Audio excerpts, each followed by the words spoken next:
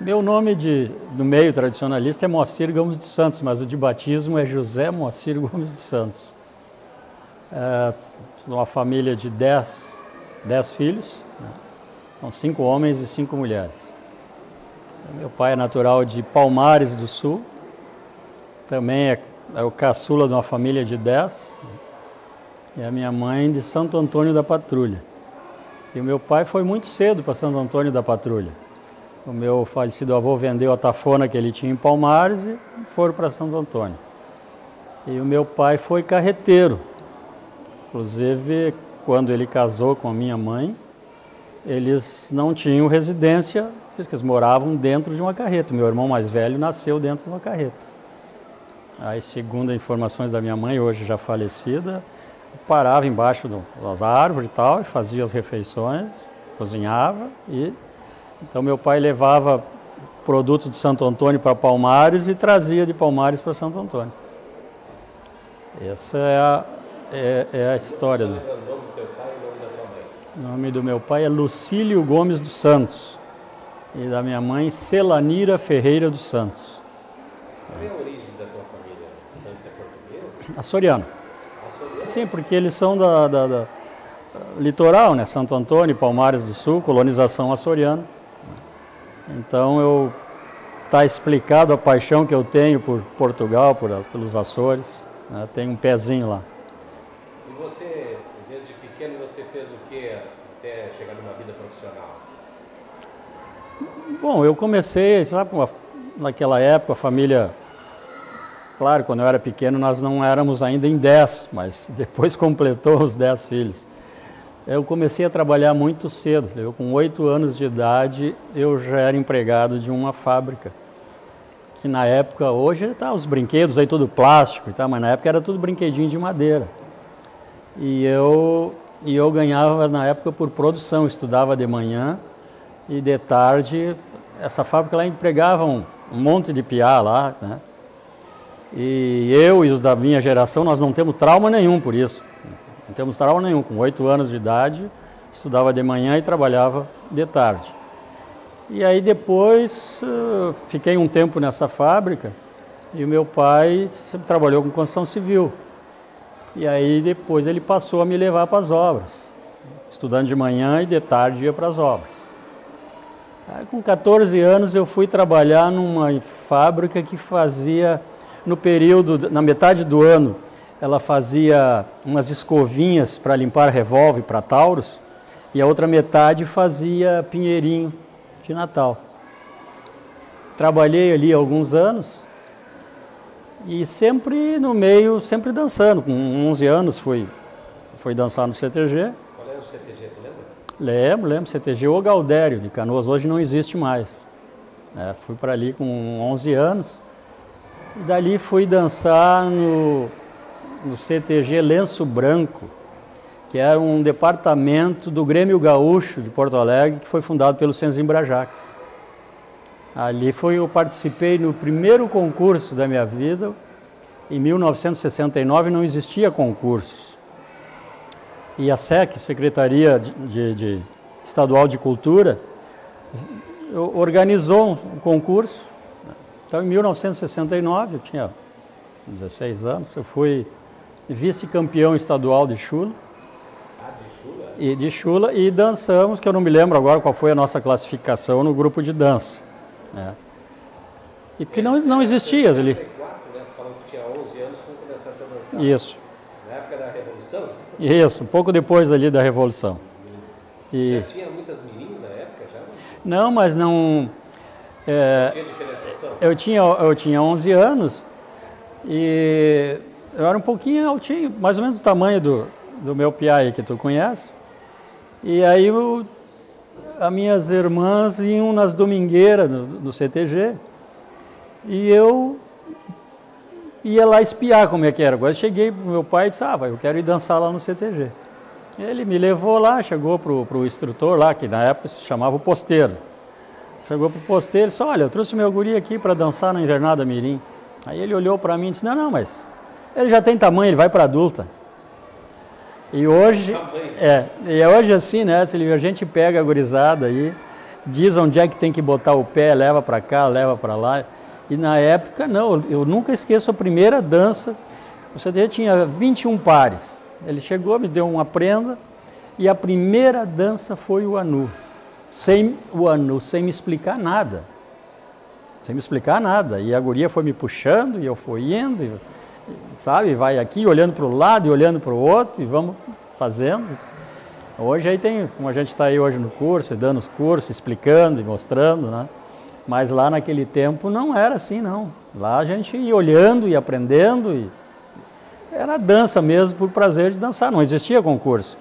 E uma época assim que se dançava muito, né, Silvio, que eu falo muito hoje, na experiência, tu vai dançar uma valsa da mão trocada, ninguém sabe dançar valsa.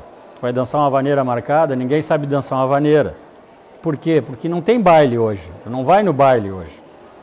E naquela época, só para te ter uma ideia, assim, os bailes começavam às 8 da noite e terminavam às 6 da manhã. Então, como é que se passava mais ou menos a coisa? Os CTGs mandavam um chasque para os outros CTGs. Então, o que a gente falou aí, está na moda aí, os musicais, né? Na época, os bailes começavam às 8 horas, quando chegavam o CTG, e lá naquela época, quem tinha carro, pelo amor de Deus, né? Era muito difícil. Era no ônibus mesmo, dependendo da distância, era a pé. E aí a gente chegava na frente do baile, comendo o baile solto lá dentro, e o patrão parava, anunciava o CTG. Então entrava um par com a bandeira do CTG, o gaiteiro vinha atrás, e a invernada entrava, fazia a volta no salão, e ali nós dançávamos 3 danças. Aí saía, já tinha uma mesa preparada com o nome do CTG, a gente sentava ali e ia para a sala. Daqui a pouco chegava outro CTG, para o baile, anunciava, e assim vinha chegando, dançavam. Era como na maneira que a gente dançava. Então, como eu sempre digo aí, às vezes as pessoas me questionam que eu estou aí avaliando e tal, mas eu não tenho o concurso na veia, porque o meu início lá não existia concurso e a gente dançava e era feliz. Aí lá pelas meia-noite e pouco, aí já tinha chegado todos os chuleadores, e aí a gente chegava para o patrão: patrão, dá para nós fazer uma chulinha? Para o baile que os guris vão dançar a chula. E aí a gente ia para a sala, nós combinávamos quantos passos para cada um. Ele não determinava tempo. E aí como é que a gente agia? Na cabeça. Então nós pegávamos sempre os mesmos, em todos os bailes, porque era todo fim de semana. Daqui a pouco, nesse baile aqui, nós fazíamos o nosso sorteio ali, eu caí com o Celir. Pá, e aí dancei bem, cara, senti que dancei bem. Aí na minha cabeça, pá, hoje eu detonei com o Celir. Quando chegava no outro baile, que caía com o outro, mesmo, eu disse, bah, hoje não deu, hoje o cara me detonou. Então ficava na nossa cabeça isso, né? Mas era uma emoção. E era muito gostoso, sabe? Foi assim um período que eu tenho muita saudade desse período. Depois a coisa foi para o outro lado, exatamente quando começou os concursos, né? Aí começaram a avisar o troféu, e aí piorou mais quando surgiram os instrutores profissionais. Aí a coisa foi cair para esse lado que a gente está hoje aí, que estamos aí tentando juntar os pedaços e a coisa cada vez mais difícil, né? Mas, distorcendo um pouco. Tu falasse dos instrutores que começaram a se profissionalizar, né? Quem é que dava aula para vocês lá no início? Era alguém? Não, era o posteiro do CTG, que ele ia no manual. Então, até porque lá atrás havia muita diferença da gente dançando, de uma dança para um CTG para o outro, que o cara pegava o livro do jeito que ele entendia, ele vinha e passava para nós. Aí como é que a coisa, né, em 1976, a Fundação Mobral criou o Festival do Mobral. Aí fez uma parceria com o IGTF, Instituto Gaúcho de Tradição e Folclore, e com o MTG. Então, dentro do regulamento dizia que as coreografias deveriam ser conforme o Manual de Dança de Paixão Cortes e Barbosa Lessa. Aí todo mundo se atirou de cabeça na coreografia, e aí foi o período que passaram a deixar de dançar, preocupado mais com o pé. Então foi uma coisa assim que aí aquilo veio vindo e veio vindo. E aconteceu também aí nesse período, como eu sempre digo assim, a gente às vezes erra, mas nunca é feito reconhecer o erro, ir atrás e tentar corrigir. Em 1971, eu era o instrutor do CTG Brasão do Rio Grande de Canoas e eu fui dançar no Conjunto Internacional de Folclore Os Gaúchos, que era mais um balé folclórico. Então se fazia danças de vários países, né? E eu lembro bem que lá, quando fui fazer a primeira apresentação, nós fizemos vários quadros, né? Nós fizemos dança gaúcha, dança portuguesa, dança paraguaia, e a dança estampa gaúcha estava no meio. Então a gente saía do primeiro quadro e tinha que vir correndo e trocar de roupa, porque era o tempo do musical, tocar uma música e nós tínhamos que voltar. E eu naquela correria de pegar roupa e tal, me piochei quando olhei para o lado assim, todo mundo uniformizado. Eu disse, bah, que coisa bonita. Primeira coisa que eu fiz, cheguei lá no Brasão, uniformizei todo mundo. E aí a gente começou aí em 71 por aí, 72 já começaram os rodeios. E a gente ia para os rodeios, tudo uniformizadinho, bah, e nesse mesmo período foi fundado o grupo Os Muripás. Que os Muripás estavam, nós lá dos gaúchos, nós não estávamos muito na mídia como os Muripás. E eles toda semana na televisão. E eles lançaram bota branca, bota vermelha, dançavam as prendas com a mão na cabeça e faziam, e os CTGs foram copiando aquilo. Viraram moda, então? Viraram moda. Quando chegou lá nesse primeiro Mobral, já existia alguns grupos uniformizados. Alguns. E ali com aquela preocupação da coreografia, então como o corpo não dançava, faziam mil e uma coisa com as mãos, né? E aquilo foi indo, né? E em 76 eu saí do Conjunto Internacional Os Gaúchos, eu saí em janeiro de 76, e em dezembro eu passei a integrar o Conjunto Folclórico Tropeiros da Tradição. Na época, né, ele estava meio fora da ideia inicial da fundação dele, que foi fundado pelo Paixão Cortes em 1953, que era de divulgar as danças recém-pesquisadas e também levar para o teatro, né? E nós estávamos, nessa época que eu entrei, a coisa estava mais assim como grupo de churrascaria.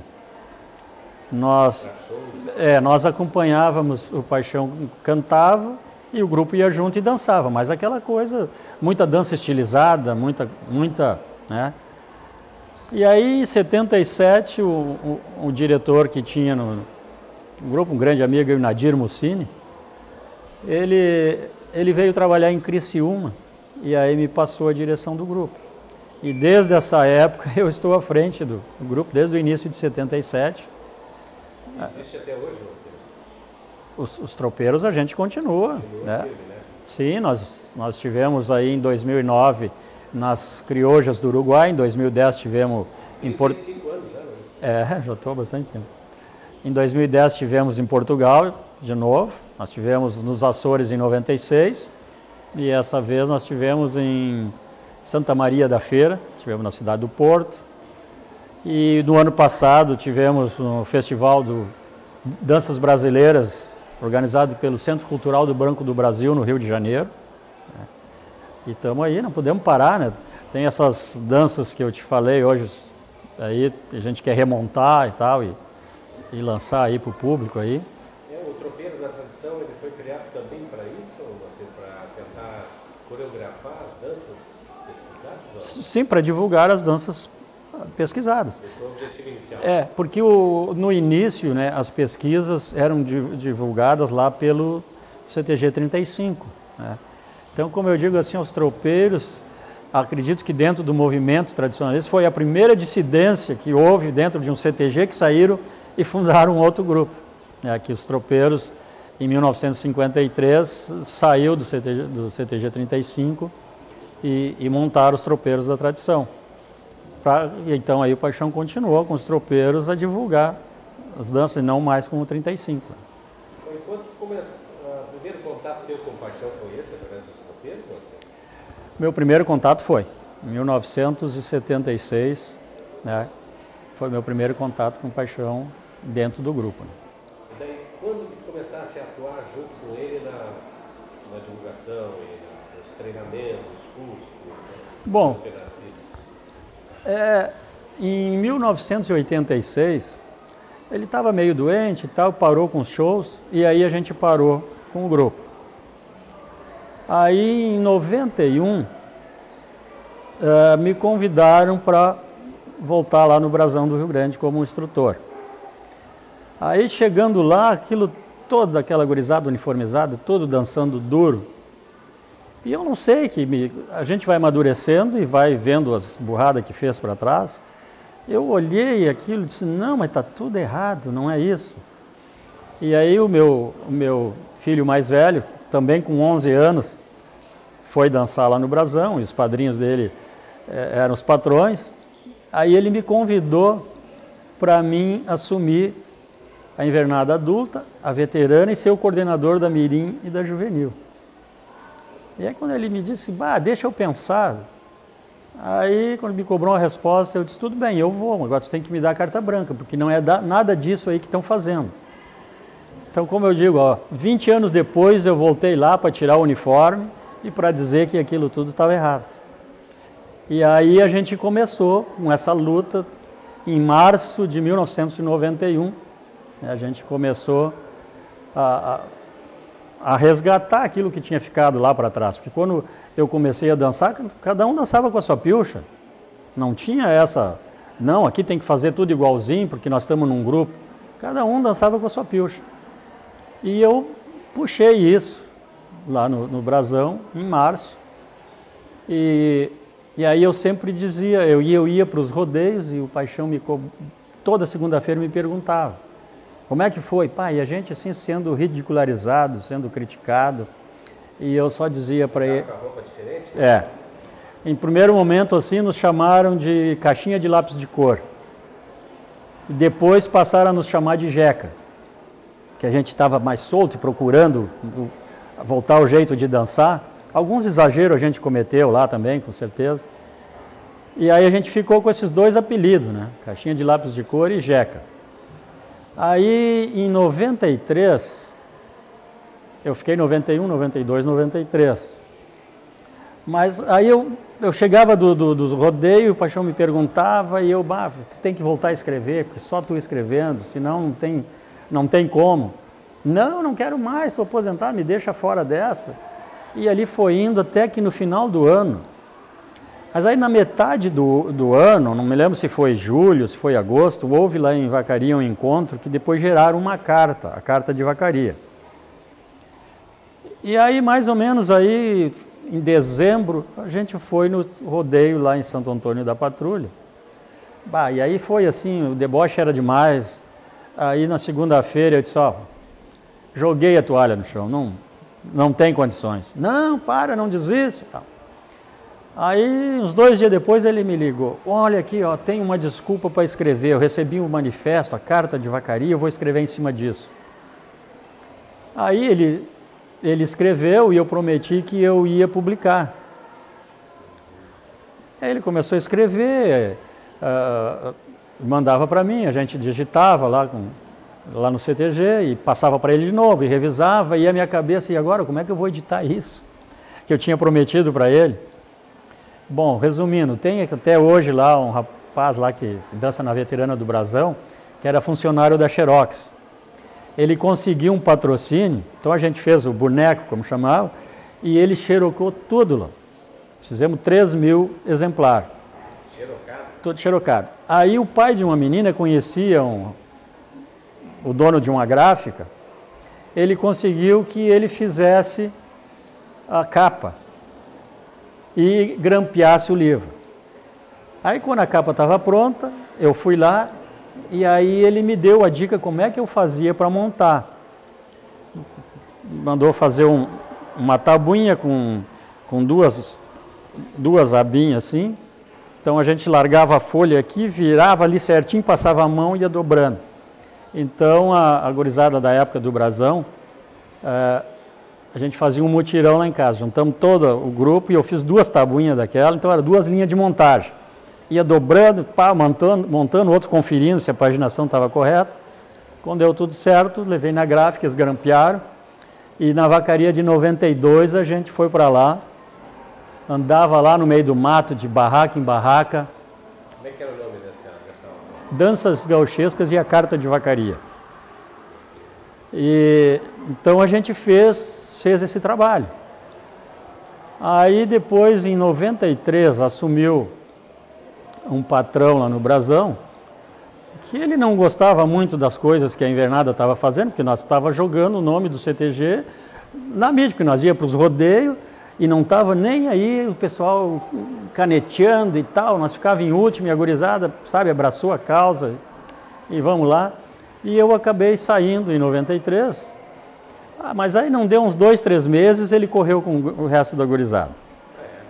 Aí eles começaram no meu ouvido que a gente tinha que voltar. Aí eu fui conversar com o Paixão para reativar os tropeiros. E aí, assim, Celívio, nós fomos na rua Riachuelo, que ainda existia e fechou faz poucos anos, uns 4, 5 anos que fechou, uma churrascaria com o nome La Churrasquita, que é onde foi que em 1953 o Paixão, com a turma que saiu do 35, fundou os tropeiros. E aí, então, no início de 94, nós voltamos ali naquele mesmo lugar, né, e reativamos o grupo, os tropeiros. Aí, então, como toda a gurizada era de Canoas, né, conversei com ele, a gente levou o grupo para Canoas. Eu fiz uma parceria com a Fundação Cultural de Canoas, que a gente queria representar sempre uma instituição cultural. E ali ficamos, ali 94, 95, 96, início de 97, a Universidade Luterana do Brasil chamou o Paixão lá para uma reunião, com a desculpa de querer criar um grupo lá dentro e tal, e o Paixão me levou. E lá, depois de 3, 4 horas de conversa, elas não diziam o que queriam e eu tinha compromisso, eu disse, não, vamos indo que já tá meio tarde. Aí elas, não, Paixão, na realidade o que nós queremos é que os tropeiros venham aqui para a Ubra. Aí disse, bom, então vocês conversem com o Moacir que não é mais comigo. E aí a gente passou a representar a Ubra. E aí agora em 2010, com a crise toda da Ubra aí, acabaram nos tirando. Aí voltou os tropeiros de novo. E agora eu não quero... fica muito complicado, né? Mas a nossa função é aí divulgar, né? Mas lá atrás, o que eu deixei de responder, que tu me perguntaste sobre o que eu faço profissionalmente, eu, desde de pequeno ali, o meu pai me levando para a obra, né? E aí, em 1978, eu, juntamente com meu pai, a gente montou uma empreiteira.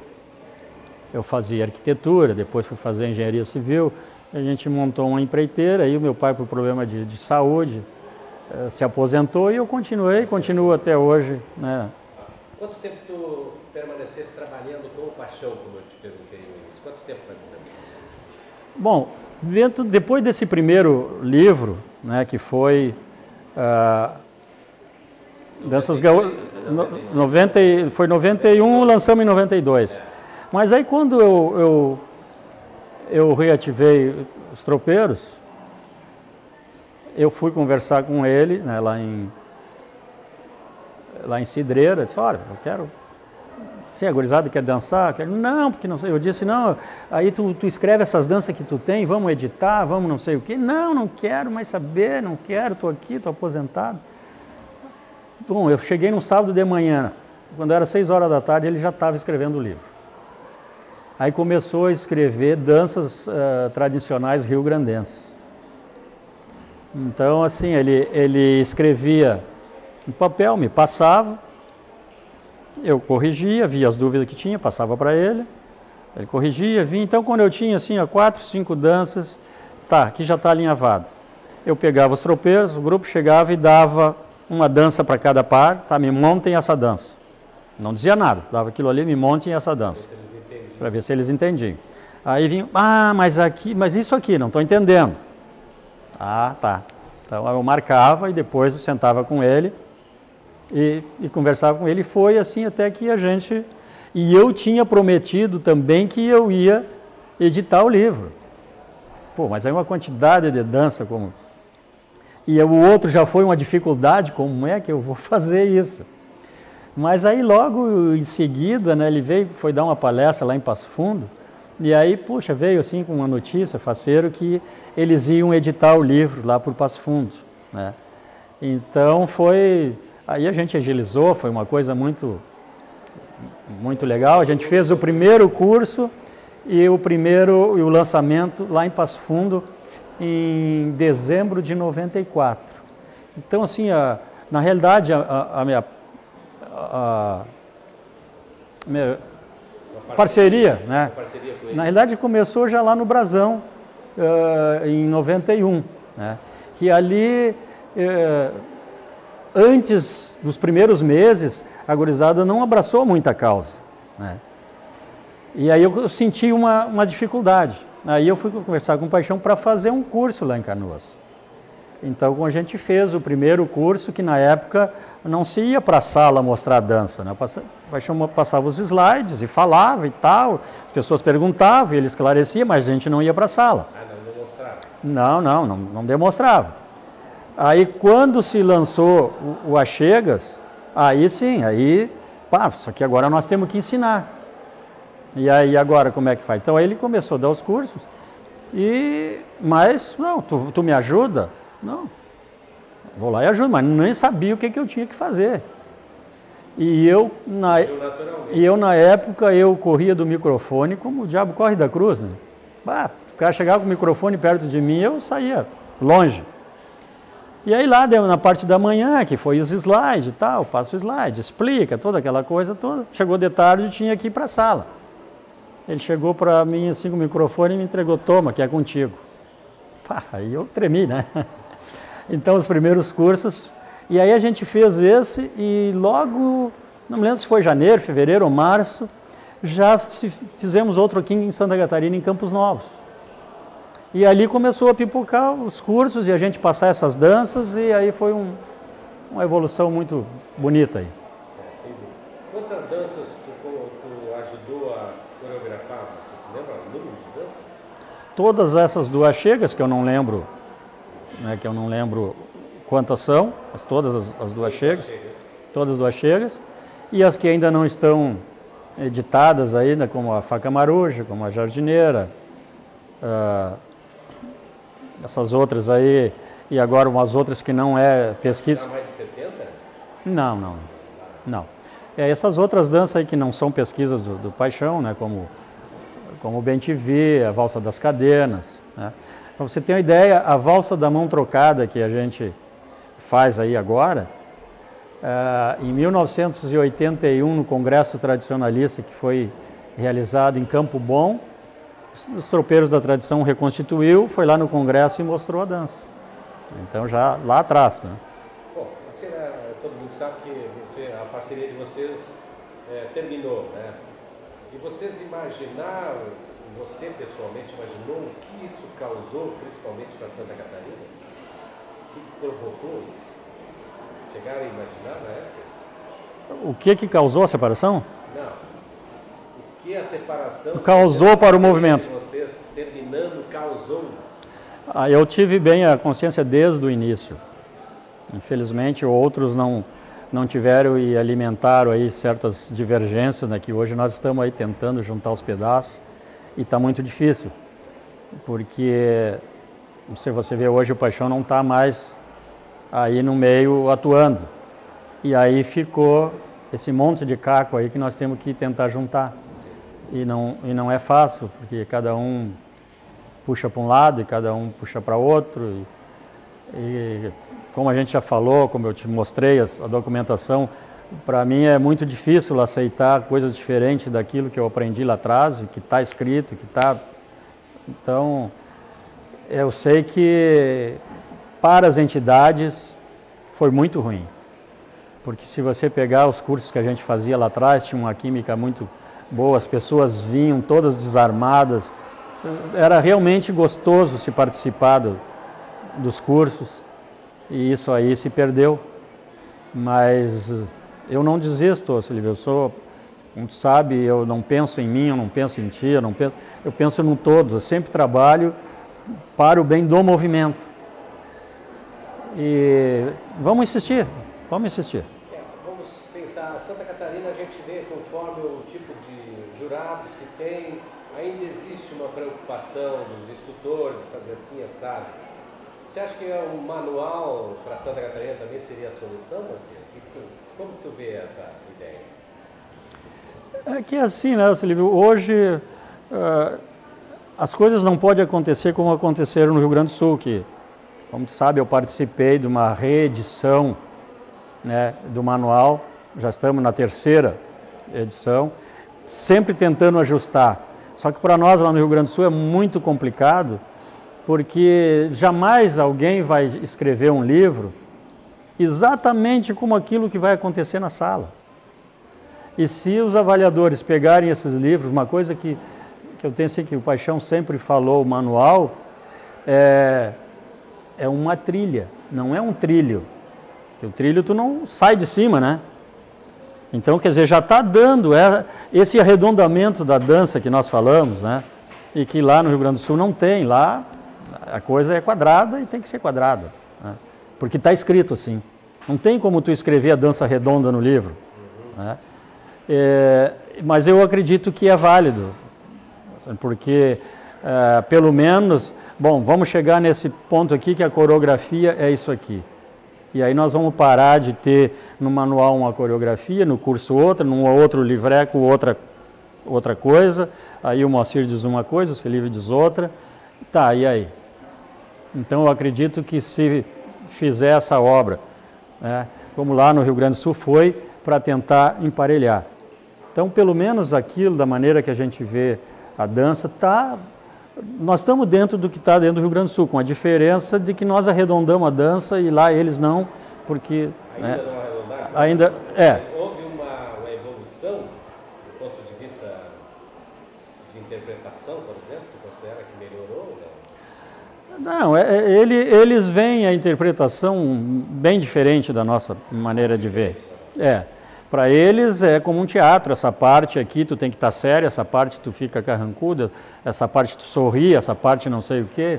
E para mim dança não é isso, né? Para mim dança é alma, é sentimento, é tu ir ali escutar a música, como a gente sempre falava nos cursos.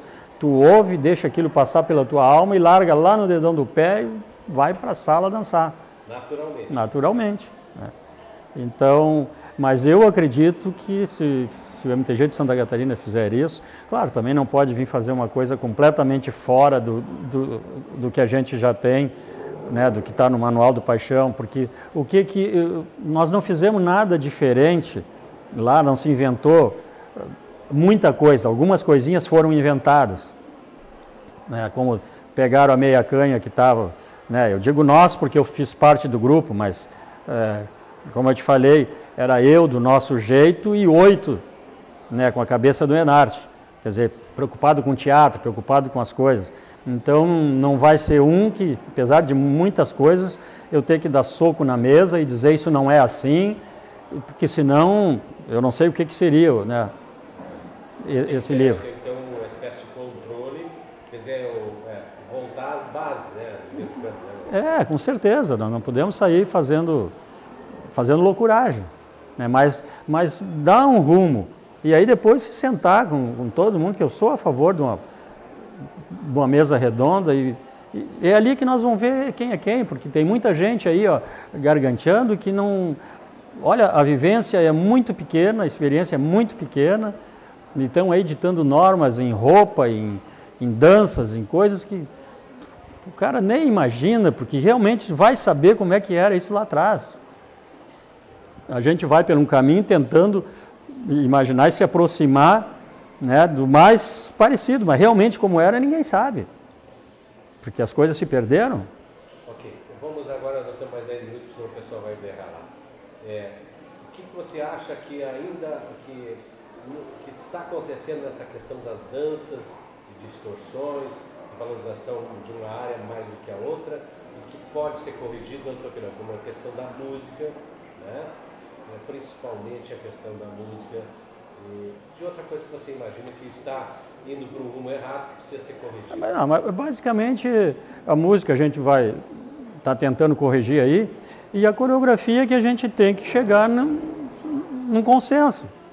E talvez com essa obra aí do MTG, né, tendo uma obra reescrita lá no Rio Grande do Sul, se faz uma aqui, como eu disse, não podemos fazer uma coisa aqui, outra completamente diferente. Que, como a gente está aí hoje, né, os nossos eventos aqui é Rio Grande do Sul e Santa Catarina, aí fica muito difícil da gente conviver com isso. Mas que eu acho que tem que se fazer isso, tem que dar um rumo, tem que dar um norte para os grupos. Bom, tá, agora nós vamos seguir aqui, porque do jeito que está, é a cabeça do Moacir, a cabeça do Celive, a cabeça de outros, e aí? Você considera que deveria ter um grupo de avaliadores, não sei como tu chamaria, preparados especificamente, se fosse determinado no Estado esse manual, por exemplo, de critérios, tu acha que deveria ter um grupo formado, vamos dizer assim?